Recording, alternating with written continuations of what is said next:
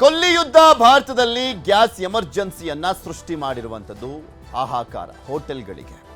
ಏಕೆಂದ್ರೆ ಈ gas cylinder ಸಿಗದಿರುವಂಥ ಹಿನ್ನೆಲೆಯಲ್ಲಿ ಸಾಕಷ್ಟು ಹೋಟೆಲ್ಗಳನ್ನು ಬಂದ್ ಮಾಡಲಾಗಿದೆ. ಕಮರ್ಷಿಯಲ್ ಗ್ಯಾಸ್ ಸಿಲಿಂಡರ್ ಸಿಗದೇ ಇರುವಂಥ ಕಾರಣಕ್ಕೋಸ್ಕರ ಆಟೋಗಳು ಕೂಡ ನಿಂತಲ್ಲೇ ನಿಲ್ಲುವಂಥ ಪರಿಸ್ಥಿತಿ. ಎಷ್ಟೋ ಆಟೋಗಳಿಗೆ ಗ್ಯಾಸ್ ಸಿಗದಿರುವಂಥ ಹಿನ್ನೆಲೆಯಲ್ಲಿ ಜೀವನ ಮಾಡೋದು ಕೂಡ ಕಷ್ಟ ಅನ್ನುವಂಥ ಪರಿಸ್ಥಿತಿ. ಕಮರ್ಷಿಯಲ್ ಗ್ಯಾಸ್ ಸಿಲಿಂಡರ್ ಪೂರೈಕೆ ಸ್ಥಗಿತ ಆಗಿದೆ. ಹೋಟೆಲ್ ಉದ್ಯಮಕ್ಕೆ ಕೊಲ್ಲಿ ಯುದ್ಧ ಕೊಳ್ಳಿಯನ್ನ ಇಟ್ಟಂತಾಗಿದೆ. ಕೆಲವೆಡೆ ಹೋಟೆಲ್ಸ್ ಬಂದಾಗಿದ್ರೆ ಕೆಲವೆಡೆ ಮೆನು ಕಟ್ಟಾಗಿದೆ. ಇರುವಂಥ ಗ್ಯಾಸ್ನಲ್ಲಿ ಎಷ್ಟು ಸಾಧ್ಯನೋ ಅಷ್ಟು ತುಂಬಾ ಕನ್ಸಂಪ್ಷನ್ ಮಾಡ್ತಾ ಇದ್ದಂತಹ ಪದಾರ್ಥಗಳಿಗೆ ಗೇಟ್ ಪಾಸ್ ಕೊಡಲಾಗಿದೆ. PGಗಳಲ್ಲಿ ಊಟವೇ ಕಟ್ಟಾಗಿದೆ. ಒಂದು ಹೊತ್ತಿನ ಊಟವನ್ನು ಕಟ್ ಮಾಡಲಾಗಿದೆ. 3 ಹೊತ್ತು ಕೊಡ್ತಾ ಇದ್ದಂಥವ್ರು 2 ಹೊತ್ತು ಮಾತ್ರ ಕೊಡ್ತಾ ಇದ್ದಾರೆ. ದಿನೇ ದಿನೇ ಸಮಸ್ಯೆ ಉಲ್ಬಣ ಆಗ್ತಾ ಹೋಗ್ತಾ ಇದೆ.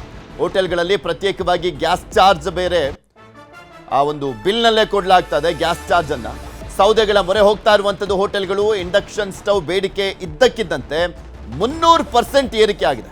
LPG ಗ್ಯಾಸ್ ಸಿಗದೆ ಆಟೋ ಚಾಲಕರು ಸಂಕಷ್ಟವನ್ನು ಅನುಭವಿಸ್ತಾ ಇದ್ದಾರೆ. ಇಷ್ಟಾದರೂ ಕೂಡ ಸಮಸ್ಯೆ ಇಲ್ಲ ಅಂತ ಹೇಳ್ತಾ ಇರುವಂಥದ್ದು ಕೇಂದ್ರ ಸರ್ಕಾರ. ಇಷ್ಟೆಲ್ಲ ಸಮಸ್ಯೆಗಳಿದಾವೆ, ಗ್ರೌಂಡ್ ರಿಯಾಲಿಟಿ ಕಾಣಿಸ್ತಾ ಇದೆ. ಸಮಸ್ಯೆಗಳ ಬಗ್ಗೆ ಸಮಸ್ಯೆಗಳ ಆಗರ ಆಗಿದೆ.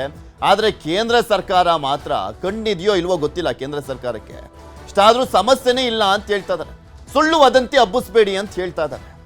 ಆ ಪೆಟ್ರೋಲಿಯಂ ಸಚಿವ ನಿನ್ನೆ ಸಂಸತ್ನಲ್ಲಿ ಮಾತನಾಡುವಂಥ ಸಂದರ್ಭದಲ್ಲಿ ಸುಳ್ಳು ವದಂತಿ, ನಮ್ಮ ಹತ್ರ ಸ್ಟಾಕ್ ಇದೆ, ಏನು ಪ್ರಾಬ್ಲಮ್ ಆಗಲ್ಲ, ಪ್ಯಾನಿಕ್ ಆಗೋದು ಬೇಡ ಅಂತ. ಅಲ್ಲಿ ಕುತ್ಕೊಂಡು ಪುಂಗಕ್ಕೇನಂತೆ, ಗ್ರೌಂಡ್ ರಿಯಾಲಿಟಿ ಗೊತ್ತಿದೆಯಾ ಅವ್ರಿಗೆ ಅಂತ.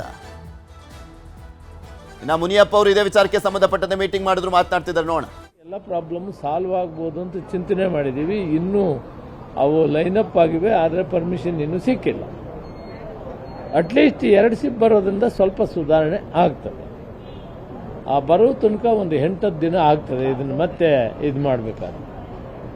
ಇರೋದ್ರಲ್ಲಿ ನಾವೀಗ ಇಷ್ಟು ಎಸೆನ್ಷಿಯಲ್ ಆಗಿ ತೀರಾ ಅವಶ್ಯಕತೆ ಇರುವಂಥ ಜಾಗಗಳಲ್ಲಿ ಈ ಕಮರ್ಷಿಯಲನ್ನು ಕೊಡ್ತೇವೆ. ಅದಕ್ಕೆ ಯಾರೂ ಕೂಡ ಆತಂಕ ಪಡಬೇಕಾಗಿಲ್ಲ. ಹೋಟ್ಲ್ ಮಾಲೀಕರನ್ನು ಕರೆಸಿದ್ದೆ. ಶ್ಯಾಮರಾಜ್ ಅಧ್ಯಕ್ಷರು ಮತ್ತು ಕಾರ್ಯದರ್ಶಿಗಳು, ಜಂಟಿ ಕಾರ್ಯದರ್ಶಿಗಳು ಎಲ್ಲ ಕೂಡ ಬಂದಿದ್ರು. ಅವ್ರಿಗೂ ಕೂಡ ಹೇಳಿದೆ, ಇಂತಹ ಸಂದಿಗ್ಧ ಪರಿಸ್ಥಿತಿಯಲ್ಲಿ ನೀವು ಕೂಡ ಸಹಕರಿಸಬೇಕು. ಕಮರ್ಷಿಯಲ್ ಸಿಲಿಂಡರ್ಸು ಅವರೇ ನೀವೆಷ್ಟು ಬೇಕೋ ಅಷ್ಟು ಕೊಡ್ತೀವಿ ಅನ್ನೋ ಕಾಲ ಒಂದಿತ್ತು. ಡಿಮ್ಯಾಂಡು ಎಷ್ಟಿದೆ ಅಷ್ಟು ಕೊಡ್ತಾಯಿದ್ರು. ಆದರೆ ಆಯಿಲ್ ಕಾರ್ಪೊರೇಷನ್ ಯಾವುದೇ ಕಾರಣದಿಂದ ಯಾವುದೇ ರೀತಿಯಲ್ಲಿ ಅವ್ರದ್ದು ತಡೆ ಇಲ್ಲ, ಅವ್ರ ಹತ್ರ ಸ್ಟಾಕ್ ಇಲ್ಲ. ಆದ್ದರಿಂದ ಇಂಥ ಪರಿಸ್ಥಿತಿಯಲ್ಲಿ ಎಲೆಕ್ಟ್ರಿಕ್ ಸ್ಟವ್ ಉಪಯೋಗಿಸೋದು, ಬೇರೆ ಬೇರೆ ಸದ್ಯಕ್ಕೆ ಟೆಂಪರರಿ ಅರೇಂಜ್ಮೆಂಟ್ಸ್ ಮಾಡ್ಕೋಬೇಕು ಮತ್ತು ಮಿತಿವ್ಯಯ ಮಾಡಬೇಕು. ಅದನ್ನು ಮಾಡ್ಕೊಳ್ಳೋದ್ರ ಮುಖಾಂತರ ಒಂದು ವಾರದ ದಿನ ಸುಧಾರಿಸಿದರೆ ಪರಿಸ್ಥಿತಿ ಒಂದು ಸರಿ ಹೋಗ್ತದೆ ಅಂತ ಒಂದು ಭಾವನೆ ಇದೆ. ಇದನ್ನು ಕಮರ್ಷಿಯಲ್ಲು ಉಪಯೋಗಿಸೋರು, ಅದರಲ್ಲಿ ವಿಶೇಷವಾಗಿ ಹೋಟ್ಲ್ನವರು ಇದನ್ನು ಮಾಡಿಕೊಳ್ಬೇಕಾಗ್ತದೆ ಅಂತ ನಾನಿವತ್ತು ಸಲಹೆ ಕೊಟ್ಟಿದ್ದೀನಿ. ಒಂದು ವೇಳೆ ಆದಷ್ಟು ಬೇಗ ಆದ ತಕ್ಷಣ ಅವರೆಲ್ಲರಿಗೂ ಕೂಡ ನಾವು ಬಿಡುಗಡೆ ಮಾಡ್ತೀವಿ. ಇವತ್ತಿರೋ ಪರಿಸ್ಥಿತಿಯಲ್ಲಿ ಈಗ ನಮ್ಮ ಬೆಂಗಳೂರಲ್ಲಿ ಗ್ಯಾಸ್ ಸಿಲಿಂಡರ್ ಉಪಯೋಗಿಸೋ ಆಟೋಸ್ ಇದೆ, ಅವ್ರಿಗೆ ಕೂಡ ಕೊಡಬೇಕಂತ ಸೂಚನೆ ಕೊಟ್ಟಿದೆ. ಹೌದು, ಅವರು ಕ್ಯೂನಲ್ಲಿದ್ದಾರೆ. ಅವ್ರಿಗೂ ಸ್ವಲ್ಪ ಹೆಲ್ಪ್ ಮಾಡಬೇಕಂದ್ರೆ ಅವ್ರ ಬದುಕು ಅದರ ಮೇಲೆ ನಿಂತಿದೆ. ಅದರಿಂದ ಗ್ಯಾಸ್ ಉಪಯೋಗಿಸುವಂಥ ಆಟೋಗಳು ಕೂಡ ವ್ಯವಸ್ಥೆ ಮಾಡಬೇಕು ಅಂತ ಸಲಹೆ ಮಾಡಿದ್ದೀನಿ. ಇದರಲ್ಲಿ ಎಷ್ಟು ಮಿನಿಮಮ್ ಇರ್ತದೆ ಅಷ್ಟಾದ್ರೂ ಕೊಡೋ ಥರ ಮಾಡಬೇಕು ಅಂತ ಹೇಳಿದ್ದೀನಿ. ಇವತ್ತು ಡಿಸೋಜ ಮತ್ತು ನಾಗರಾಜ್ ಅವರು ವಿಧಾನ ಪರಿಷತ್ನಲ್ಲಿ ಕಮರ್ಷಿಯಲ್ ಸಿಲಿಂಡರ್ ಸಿಗ್ತಾ ಇಲ್ಲ ಅಂತ ಪ್ರಶ್ನೆ ಹಾಕಿದ್ರು. ಅದರಲ್ಲಿ ವಿಶೇಷವಾಗಿ ಮಂಗಳೂರಲ್ಲಿ ಸಿಗ್ತಾ ಇಲ್ಲ ಅನ್ನೋದನ್ನು ಪ್ರಸ್ತಾಪ ಮಾಡಿದ್ದಾರೆ. ಯಾವ ರೀತಿ ಬೆಂಗಳೂರಲ್ಲಿ ನಾವು ಕೊಡ್ತಾ ಇದ್ದೀವಿ ಮಿನಿಮಮ್ ಆಗಿ ಗ್ಯಾಸ್ ಉಪಯೋಗಿಸುವಂಥ ಆಟೋಗಳಿಗೆ ಅಲ್ಲಿ ಕೂಡ ಅವಕಾಶ ಮಾಡಬೇಕು. ಅದೇ ಅಂತಲ್ಲ, ಯಾವುದೇ ಟೌನ್ನಲ್ಲಿ ಕರ್ನಾಟಕ ರಾಜ್ಯದಲ್ಲಿ ಗ್ಯಾಸ್ ಉಪಯೋಗವಂಥ ಏನು ಆಟೋಗಳಿದ್ದಾರೆ ಅವರ ಜೀವನ ಅದರ ಮೇಲೆ ನಿಂತಿರೋದ್ರಿಂದ ಅವ್ರಿಗೂ ಕೂಡ ಸ್ವಲ್ಪ ಮಟ್ಟಿಗೆ ಮಾಡಬೇಕಂತ ಸೂಚನೆ ಕೊಟ್ಟಿದ್ದೀನಿ. ಒಂದು ವಾರದ ದಿನದಲ್ಲಿ ಇದೆಲ್ಲ ಸರಿ ಹೋಗ್ತದೆ ಅಂತ ಭಾವಿಸಿದ್ದೀನಿ. ಅದಕ್ಕೆ ಸಾರ್ವಜನಿಕರು ಕೂಡ ಸಹಕರಿಸಬೇಕಿನ ಸಂದರ್ಭದಲ್ಲಿ ಅಂತ ಕೂಡ ನಾನು ಮನವಿ ಮಾಡಿದ್ದೀನಿ. ಹೋಟೆಲ್ ಮಾಲೀಕರು ಕೂಡ ಅವ್ರ ಕಷ್ಟ ಹೇಳ್ಕೊಂಡ್ರು. ಆದರೆ ಎಲೆಕ್ಟ್ರಿಸಿಟಿ ಏನಾದರೂ ಉಪಯೋಗಿಸ್ರಪ್ಪ ಇದ್ರೆ ನಿಮ್ಗೆ ಕೊಡದೆ ಎಲ್ಲೋಗ್ತಾರೆ ಅವರು. ಇಲ್ಲ ಸ್ಟಾಕು ಬಂದ ತಕ್ಷಣ ನಿಮಗೆ ತಕ್ಷಣ ಕೊಡೋಣ ಅಂತ ಹೇಳಿದ್ದೀನಿ.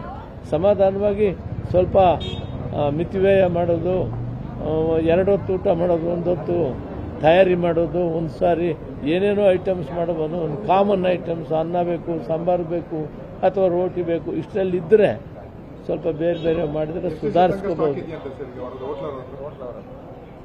ಹೋಟ್ಲ ಹತ್ರ ಸ್ಟಾಕ್ ವಿಷಯ ನಾನು ಅವ್ರನ್ನ ಕೇಳಲಿಲ್ಲ, ಬಟ್ ಅವ್ರಿರೋ ಪರಿಸ್ಥಿತಿ ಹೇಳಿದ್ರು ಸ್ವಲ್ಪ ಒಂದು ವಾರ ಸುಧಾರಿಸ್ಕೊಳ್ಳಿ, ಎಲೆಕ್ಟ್ರಿಕ್ ಸ್ಟವ್ ಸ್ವಲ್ಪ ಉಪಯೋಗಿಸ್ಕೊಳ್ಳಿ ಅಂತ ಹೇಳಿದ್ದೀನಿ.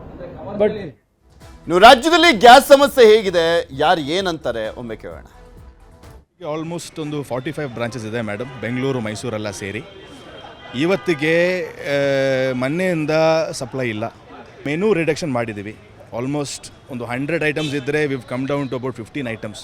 ಅದರಲ್ಲಿ ಮೇನ್ ಫೋಕಸ್ ನಮ್ಮ ರೈಸ್ ಐಟಮ್ಸು, ಗ್ರೇವಿ ಐಟಮ್ಸು, ನಮ್ಮ ತಂದೂರಿ ಐಟಮ್. ಯಾಕೆ ತಂದೂರಿಗೆ ನಾವು ಗ್ಯಾಸ್ ಯೂಸ್ ಮಾಡಲ್ಲ, ಚಾರ್ಕೋಲೇ ಯೂಸ್ ಮಾಡೋದು. അപ്പോൾ ತಂದೂರಿ ರೊಟ್ಟಿ, ಆಮೇಲೆ ಇದು ಚಿಕನ್ನು, ಪನೀರು ಇದೆಲ್ಲ ಮಾಡ್ಬೋದು. ಗ್ರೇವಿ ಮೇನ್ ನಮ್ಮ rice, biryani item, ghee rice item, ಗ್ರೇವಿಗಳು, ಆಮೇಲೆ ನಮ್ಮ ತಂದೂರಿ ಐಟಮ್ಸು ಮಾಡ್ತಾಯಿದ್ದಾವೆ. ನಮಗೆ ಭಾಳ ಇಷ್ಟ ಅದು. ಭಾಳ ವರ್ಷಗಳಿಂದ ನಾವು ಅಡುಗೆಯಲ್ಲೇ ಮಾಡಬೇಕು, ಕಟಿಯಲ್ಲೇ ಮಾಡಿದ್ದು ಕೊಡಬೇಕು ಗ್ರಾಹಕರಿಗೆ ಅನ್ನೋದು ಆಸೆ ಇತ್ತು. ಅದು ಮೊದಲನೇದಾಗಿ ನಾವು ದಾವಣಗೆರೆಗೆ ಎಲ್ಲರೂ ಮಾಡಿದ್ದಾರೆ, ಅದರಲ್ಲಿ ನಾವು ಒಬ್ಬರು ಈ ಬೆಣ್ಣೆ ದೋಸೆಯಲ್ಲಿ ಕಟಿಯಲ್ಲಿ ಮಾಡೋದು. ನಾವು 4-5 ವರ್ಷದಿಂದ ಬೆಣ್ಣೆ ದೋಸೆನ ಕಟಿಯಲ್ಲೇ ಮಾಡ್ತೇವೆ. ಸಾಕಷ್ಟು ಜಾಗ ಇದೆ, ವಿಶಾಲವಾದ ಜಾಗ ಇದೆ, ನಮಗೆ ಕಟಿಯೋದು ಸವಲತ್ತಿದೆ. ಪ್ರಿಪರೇಷನ್ ಮಾಡೋರು ಕುಕ್ಕುಗಳು ಅವ್ರಿಗೆ ಸ್ವಲ್ಪ ಇದು ಕಷ್ಟ ಅನ್ನಿಸ್ತದೆ, ಅವ್ರು ಅದಕ್ಕೆ ಹೊಂದ್ಕೊಂಡಿದಾರಲ್ಲ. ಮೇಡಮ್ ಆ್ಯಕ್ಚುಲಿ ನಮ್ಮದು ದೋಸೆಗೆ ಫೇಮಸ್ಸು. ದೋಸೆಗೆ ಅಂದರೆ ಬೆಳಗ್ಗೆಯಿಂದ ಸಾಯಂಕಾಲ ಗ್ಯಾಸ್ ಉರಿತಾನೆ ಇರಬೇಕು. 2 ದಿನದಿಂದ ಮುಚ್ಚಿರೋದ ಕಾರಣ ನಿನ್ನೆ ಮಾತ್ರ 2 ಸಿಲಿಂಡರ್ ಕೊಟ್ಟಿದ್ದಾರೆ. ತಿರ್ಗಾ ಕೊಟ್ಟರೆ ಸಂತೋಷ ಓಪನ್ ಮಾಡ್ತೀವಿ ದೋಸೆನ. ಇಲ್ಲ ಅಂದರೆ ಆ್ಯಕ್ಚುಲಿ ಮಿನಿಮಮ್ ಮಾಡಿಬಿಟ್ಟಿದ್ವಿ ಮೆನುವಲ್ಲಿ. ರೈಸ್ ಬಾತು, ಇಡ್ಲಿ ವಡೆ, ಖಾರ ಬಾತು, ಕೇಸರಿ ಬಾತು, ಬೇಳೆ ಬಾತು, ಅಥವಾ ರೈಸ್ ಬಾತ್ಗಳು ಮಾತ್ರ ಗ್ರಾಹಕರಿಗೆ ತೊಂದರೆ ಆಗಬಾರ್ದು ಅಂದ್ಬಿಟ್ಟು ಮಿನಿಮಮ್ ಮೆನುವಲ್ಲಿ ಮಾಡ್ಕೊಂಡು ಹೋಗ್ತಾಯಿದ್ದೀವಿ. ಸಾರ್ವಜನಿಕರು ಇದೊಂದು ರಾಷ್ಟ್ರದ ಸಮಸ್ಯೆ ಎಂಬುದನ್ನು ಅರಿತು ಬೇಯಿಸಿದ ಪದಾರ್ಥಗಳನ್ನು ತಿನ್ನುವುದನ್ನು ಕಡಿಮೆ ಮಾಡಿ, ವಿಶೇಷವಾಗಿ ತರಕಾರಿಗಳನ್ನು, ನೆನೆ ಹಾಕಿದ ಕಾಳುಗಳನ್ನು ತಿನ್ನುವುದ್ರ ಮೂಲಕ ಬೇಯಿಸಿದಂಥ ಪದಾರ್ಥಗಳನ್ನು ಕಡಿಮೆ ಮಾಡಬೇಕು. ಅವಶ್ಯಕತೆ ಇದ್ದರೆ ಮಾತ್ರ ವಾಹನಗಳನ್ನು ಬಳಸಬೇಕು.